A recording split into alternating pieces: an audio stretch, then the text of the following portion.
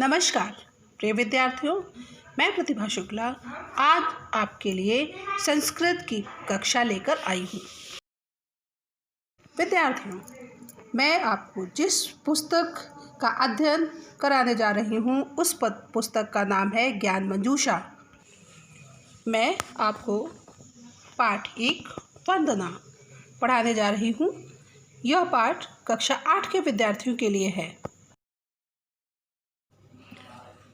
विद्यार्थियों, मैं आज आपको जो पाठ पढ़ाने जा रही हूँ वो भगवद गीता से संग्रहित है। ये श्लोक भगवद गीता से लिए गए हैं।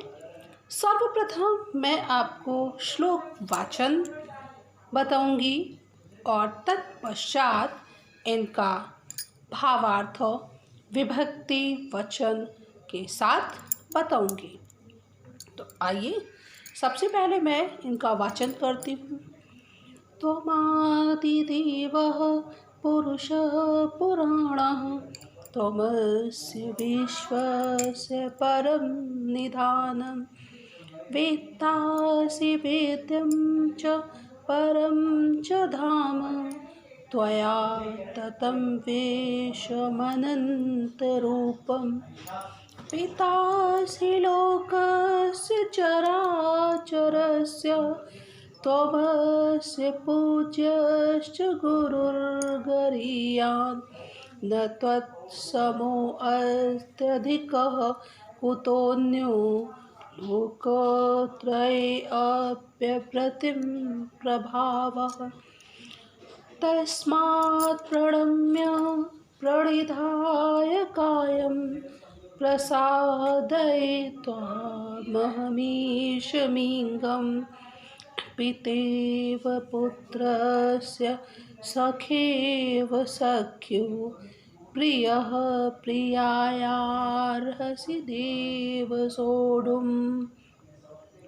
विद्यार्थियों, यह तो मैंने आपको श्लोक वाचन करके बताया। आइए अब एक एक श्लोक का अर्थ जाना जाए। सबसे पहले मैं पहले श्लोक के विषय में चर्चा करने जा रही हूँ। त्वमादि देव। बच्चों, इस शब्द में त्वम और आदि देव दो शब्द हैं। त्वम शब्द युष्मद् शब्द का रूप है और यह प्रथमा विभक्ति का रूप है। आदि देवः, इन दोनों शब्दों को जब हम मिलाते हैं तब यहाँ पर संधि भी हमें पता चलती है और यह तुम और आदि देव दोनों के मिलाने पर तुमादि देव जो शब्द बना है यहाँ पर दीर्घ संधि है। पुरुषः और पुराणः, ये दोनों शब्द पुल्लिंग प्रथमा विभक्ति एक वचन के रूप है। त्वमस्य विश्वस्य, त्वमस्य, त्वम अस्य और विश्वस्य, ये षष्ठी विभक्ति एक वचन के रूप है। निधानम, निधानम शब्द द्वितीया विभक्ति एक वचन का रूप है। वेत्तासि, वेत्तासि शब्द क्रिया रूप है अर्थात धातु रूप है। यह लट लकार मध्यम पुरुष एक वचन का रूप है। त्वया, त्वया शब्द युष्मद् शब्द का तृतीया विभक्ति एक वचन का रूप है। विद्यार्थियों, ये मैंने व्याकरण के विषय में आपको इस श्लोक से संबंधित जानकारी प्रदान की। आइए अब इसका मैं अर्थ बताती हूँ। त्वम आदि देवः, इन श्लोकों में ईश्वर की परमपिता परमात्मा की वंदना की गई है। परमपिता परमात्मा को सर्वव्यापी सर्वज्ञ बताया है और इस जगत का आधार भी बताया गया है। तो आइए पढ़ते हैं इन श्लोकों को।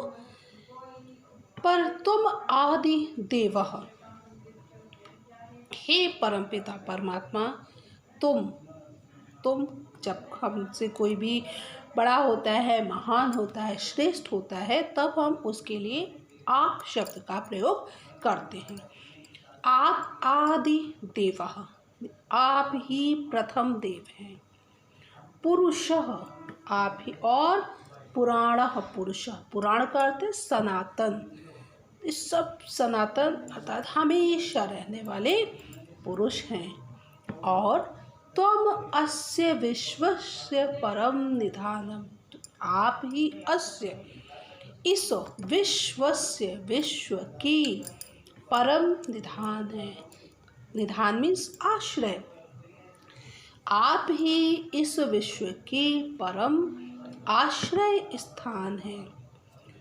वेत्तासि वेद्यम, वेत्तासि मीन्स जानते हो, वेद्यम जानने योग्य, अर्थात जो कुछ भी जानने योग्य है आप वह सब कुछ जानने वाले हैं। और परम च धाम, और आप, परम शब्द का अर्थ है श्रेष्ठ, और आप श्रेष्ठ धाम है, श्रेष्ठ स्थान है। त्वया ततं विश्वम अनंत रूपम, त्वया, त्वया मीन्स तुमसे ही, अर्थात आपसे ही, यह विश्व अनंत रूपम, यह संपूर्ण विश्व अनंत रूप में है, अर्थात तुम्हारे ही कारण हमें विश्व के अनंत रूप का दर्शन होता है। दूसरा श्लोक, पितासि लोकस्य चराचरस्य, पितासि, यह शब्द पिता और असि दो शब्दों को मिलाकर बना है। यहाँ पर दीर्घ संधि है। लोकस्य और चराचरस्य, ये शब्द षष्ठी विभक्ति एक वचन के रूप है। त्वम युष्मत् शब्द का रूप है अस्य, अस्य षष्ठी विभक्ति अस्मत् शब्द एक वचन का रूप है। गुरुर, गुरु और गरीयान, गुरुर गरीयान, यह शब्द विसर्ग संधि का रूप है। त्वत्समोऽस्त्यधिकः, यह शब्द पूर्व रूप संधि का उदाहरण है। कुतोन्यो, यह भी शब्द पूर्व रूप का उदाहरण है। लोकत्रये अपि प्रतिम, लोकत्रये, यहाँ पर यह भी पूर्व रूप का उदाहरण है। और अप्रतिम, प्रभाव, प्रभाव शब्द प्रथमा विभक्ति एक वचन का रूप है। आइए अब इस श्लोक का भावार्थ मैं आपको बताती हूँ। हे परमपिता परमात्मा, आप चराचरस्य, चर और अचर, जड़ और चेतन, इस लोकस्य, संपूर्ण जगत के पिता, असि मीन्स हो, पिता हैं। आप संपूर्ण चर अचर जगत के पिता हैं। और तुम अस्य, और आप ही अस्य, लोकस्य फिर से हमें पहली पंक्ति से लेना पड़ेगा। और आप इस विश्व के पूज्य, पूजनीय हैं, पूज्य हैं, लोगों के द्वारा आपकी पूजा की जाती है। गुरु और गुरु गरीयान, जो गुरु और गरीयान है, जो लोग गुरु हैं, उन गुरुओं के भी आप गुरु हैं, यानी जितने भी श्रेष्ठ हैं, जो श्रेष्ठ जन हैं, उनके भी आप गुरु हैं। न त्वत्सम समो अस्ति, न शब्द का अर्थ है नहीं है, त्वत् मैंने तुम्हारे, सम मीन्स समान, तुम्हारे समान कोई भी नहीं है, आपके समान कोई भी नहीं है। अस्ति अधिकः कुतो अन्यो, और इससे अधिक क्या, और कोई भी आपसे बढ़कर नहीं है। लोकत्रयी, लोकत्रय अर्थात तीनों लोकों में अपि भी अप्रतिम प्रभाव, तीनों लोकों में आपका अप्रतिम, अप्रतिम मीन्स अनुपम, जिसकी कोई उपमा नहीं की जा सकती, जिसकी कोई समानता नहीं की जा सकती, ऐसा आपका अद्भुत प्रभाव है, आपका अस्तित्व है। यानी संपूर्ण चराचर में आप विद्यमान हैं। आइए तीसरे श्लोक के संबंध में चर्चा करते हैं। तस्मात् प्रणम्य प्रणिधाय कायम्। तस्मात्, तस्मात् शब्द पंचमी विभक्ति एक वचन का रूप है अस्मत् शब्द का। प्रणम्य, प्रणम्य शब्द में यत् प्रत्यय का प्रयोग हुआ है। कायम, कायम शब्द का अर्थ शरीर होता है। और प्रणिधाय, प्रणिधाय शब्द का अर्थ है झुकाकर। प्रसादये, प्रसादये मीन्स प्रसन्न करना। त्वाम, त्वाम मीन्स तुमको। अहम, अहम मीन्स मैं।